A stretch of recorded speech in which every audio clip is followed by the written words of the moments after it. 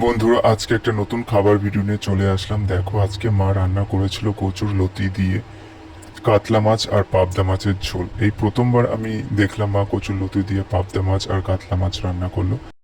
চলো খাওয়া যাক কেমন লাগলো। প্রথমে পাবদা মাছটা খেলাম, খেতে কিন্তু খুবই ভালো লাগলো। তারপর দেখো কাতলা মাছটা নিলাম। কাতলা মাছটা যখন খেলাম খেতে কিন্তু খুবই ভালো লেগেছিল। কচুর লতি দিয়ে রান্না করেছে কিন্তু খেতে খুবই ভালো লাগলো। তারপর আমি একটা কষা মুরগির মাংসর পিস নিয়ে খেতে বসলাম। দেখো, খেলাম, খেতে কিন্তু খুবই ভালো লাগলো। কষা মুরগির মাংসের পিসটা খাওয়ার পর আমি নিয়েছিলাম চিংড়ি মাছ।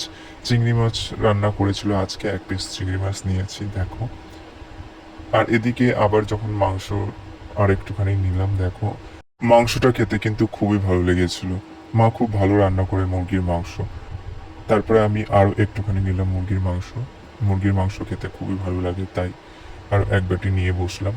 প্রথমে একটুখানি নিয়েছিলাম কিন্তু খেতে ভালো লেগেছিল বলে আবার এক বাটি মুরগির মাংস নিয়ে খেতে বসলাম। খুব ভালো লাগলো খেতে।